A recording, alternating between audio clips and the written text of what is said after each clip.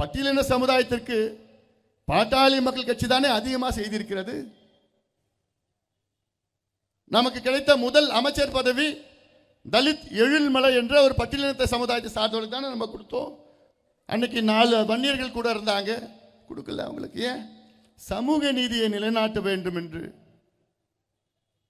இந்த இரு சமுதாயங்களும் முன்னேற வேண்டும். இந்த இரு சமுதாயங்கள், 2 சமுதாயத்துடைய மக்கள் வாக்கு இல்லை, மக்கள் தொகையை பார்த்தீங்கன்னா 40 விழுக்காடு. இந்த 2 சமுதாயம் ஒன்னாதான் ஒரே நிலையில் தான் இருக்கிறது, முன்னேறாமல் இருக்கிறது. இந்த 2 சமுதாயத்திற்கும் சமூக நீதி வேண்டும், படிப்பு வேணும், வேலை வாய்ப்பு வேண்டும், முன்னேற்றம் வேண்டும். அது எப்படி கிடைக்கும்னா இந்த 2 சமுதாயம் அரசியல் அதிகாரம் கிடைத்தால் தான் கிடைக்கும். இல்லை இந்த மாதிரி ஒரு கேடுகட்ட திமுக ஆட்சியில் உங்களுக்கு நிச்சயமா கிடைக்காது. அரூர்ல நான் பட்டியலிட்டேன், நான் அமைச்சர் பதவி கொடுத்தோம். இடஒதுக்கீடு நான் அமைச்சராக நேரத்தில் பட்டியலின மக்களுக்கு முதலாக ஆல் இண்டியா மெடிக்கல்ல நான் இடஒதுக்கீடு நான் எழுதி கொடுத்து, நான் கையெழுத்து போட்டு நான் கொடுத்தேன். பட்டியலர் அயோத்திதாஸ் பேரை தேசிய சித்த மையத்துக்கு வைத்தோம்.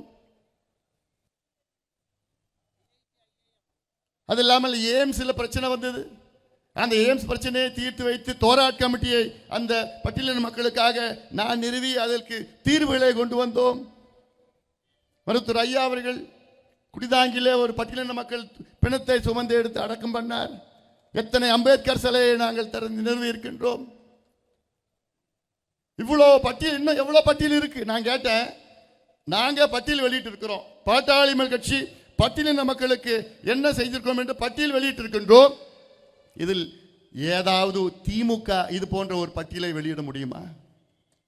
இல்ல பட்டியலின மக்களுக்காகவே தொடங்கப்பட்ட கட்சிகள் எந்த கட்சியாவது நாங்கள் பட்டியலின மக்களுக்கு நாங்கள் இதை செய்தோம் அதை செய்தோம் என்று ஏதாவது ஒன்று சொல்ல முடியுமா? எங்களால் மட்டும்தான் சொல்ல முடியும். ஏன்னா எங்களுடைய கொள்கை வழிகாட்டிகள் தந்தை பெரியார் அவர்களும் அண்ணல் அம்பேத்கர் அவர்களும் புரட்சியாளர் கார்ல் மார்க்ஸ் அவர்கள் வழியில் வந்தவர்கள். நாங்கள் சமூக நீதியை உண்மையாக எங்களால் மட்டும்தான் நிலைநாட்ட முடியும், உணர்வுபூர்வமாக எங்களால் நிலைநாட்ட முடியும்.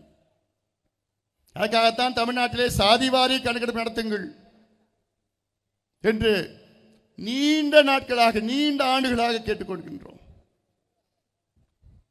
ஆனால் ஸ்டாலின் அவர்கள் அதிகாரம் இருந்தும், ஆட்சி இருந்தும், முதலமைச்சர் இருந்தும், சட்டம் இருந்தும், நிதி இருந்தும் மனசு இல்லை ஸ்டாலின் அவர்களுக்கு.